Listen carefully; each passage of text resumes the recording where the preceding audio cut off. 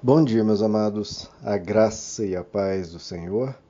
Eu sou o pastor Rômulo Pereira, da Igreja Batista Palavra da Graça, e hoje nós vamos estudar o Evangelho segundo João, capítulo 19, versos 35 a 37, que dizem: E aquele que o viu testificou, e o seu testemunho é verdadeiro, e sabe que é verdade o que diz, para que também vós o creiais.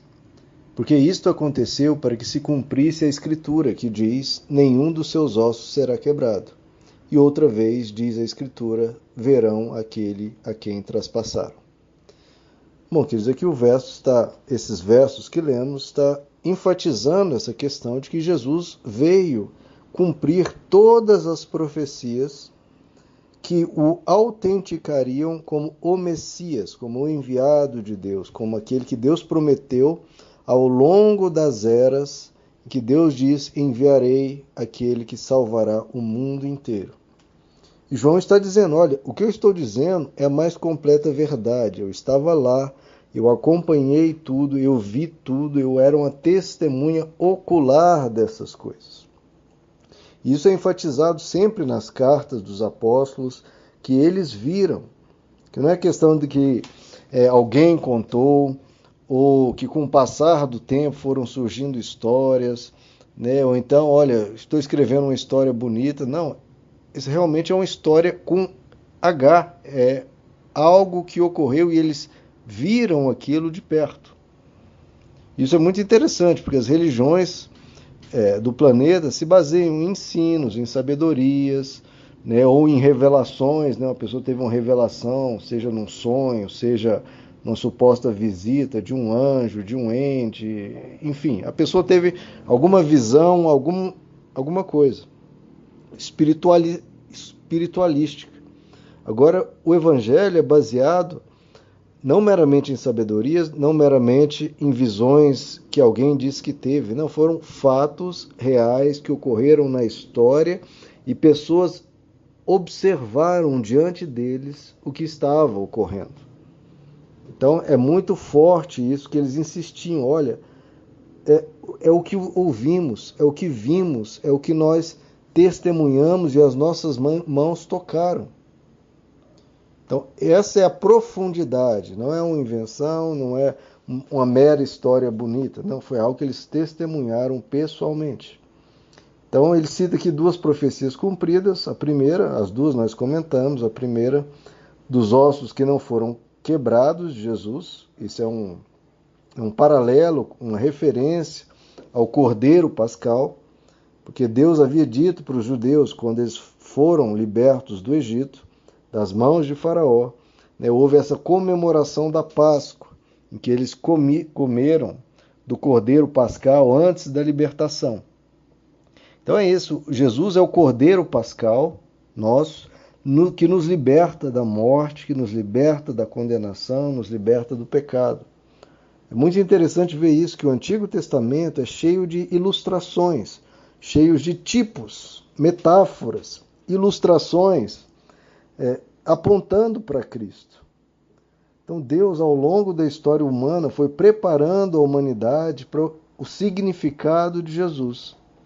Então, assim como o povo judeu, e nós podemos captar isso lendo o Antigo Testamento, recebe o perdão de Deus, a libertação de Deus, a salvação de Deus, na figura do Cordeiro Pascal, que você então se alimenta desse Cordeiro para ganhar forças para ser liberto e para celebrar. Da mesma forma nós com Cristo. Nós nos alimentamos do que Ele nos ensina, da vida dEle, da esperança dEle, dos ensinos dEle. Ele é o nosso Cordeiro Pascal, que foi sacrificado por nós. Então, qual a garantia que nós teremos vida eterna? Qual a garantia que os nossos pecados estão perdoados? Ora, o próprio Deus morreu na cruz para deixar isso absolutamente claro. E absolutamente claro que Ele nos ama.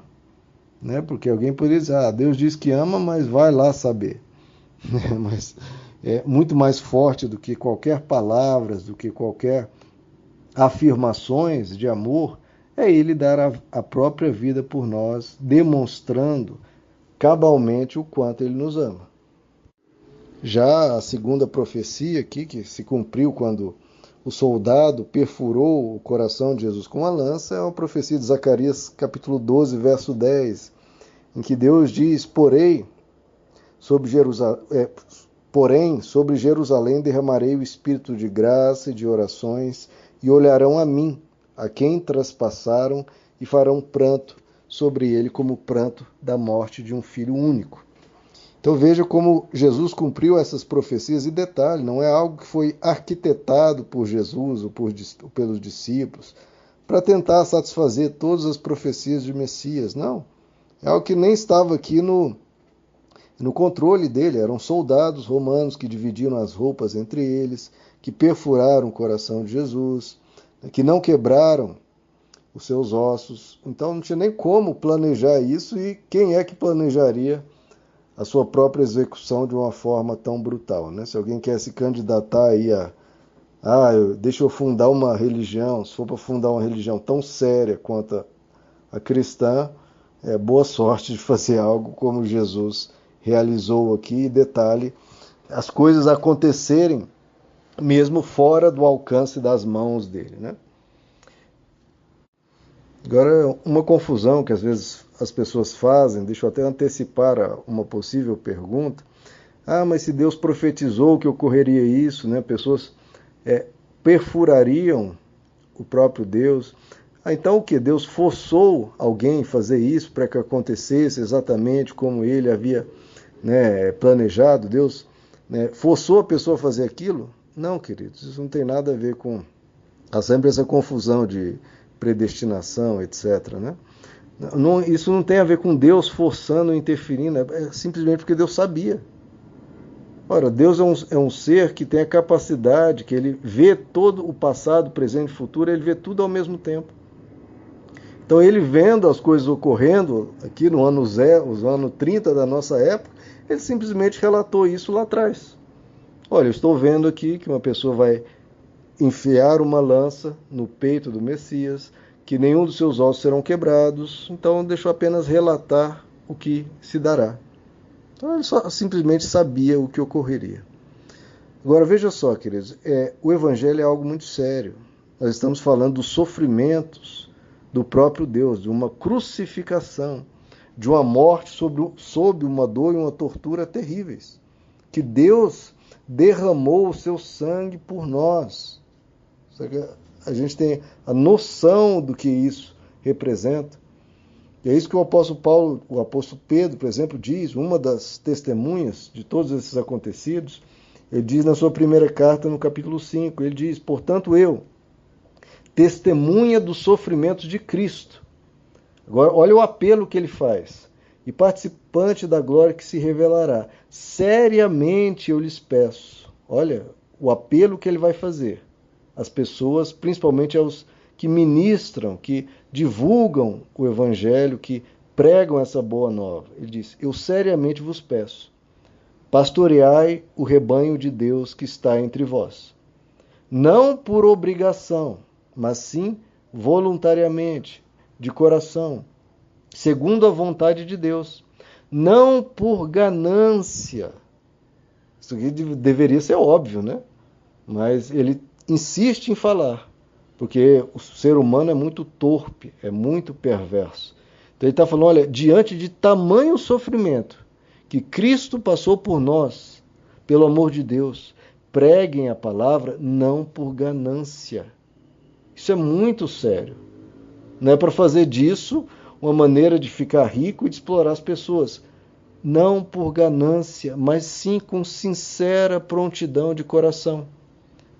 E nem como que dominando os que estão sob os vossos cuidados, porque tem alguns que talvez não se interessem tanto pelo dinheiro, mas eles amam o poder, amam a influência, amam a fama, querem dominar pessoas. Ele diz, não como quem domina os que estão sob os vossos cuidados.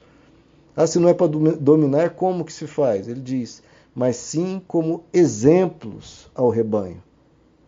Então é muito simples, o Evangelho tem que ser levado a sério e pregar estando diante da cruz de Cristo. Deus sofrendo a cruz, ensanguentado, e os supostos ministros roubando, explorando as pessoas, dominando, tratando as pessoas como massa de manobra. Isso é terrível. E aí o apóstolo Pedro conclui: e quando o pastor principal aparecer, vós recebereis a indestrutível coroa da glória. Essa é a minha, entre aspas, ambição. É isso que eu desejo. Mais do que qualquer coisa, e é o que desejo para vocês. Principalmente porque nós não temos sequer a noção.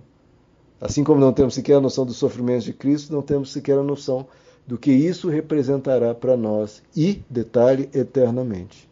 A maior riqueza do planeta, os maiores confortos, os melhores viagens, os melhores alimentos ou companhias não podem se comparar ao eterno peso de glória que está reservado àqueles que creem. Pode ver a pessoa que tenha desfrutado dos maiores luxos e tenha o maior poder e alegrias aqui na Terra, isso vai ser pouquíssimo, isso vai ser coisa barata perto do que nos está reservado na glória. Daí devemos continuar e perseverar com toda alegria. Meus amados, que Deus lhes abençoe. A graça e a paz do Senhor.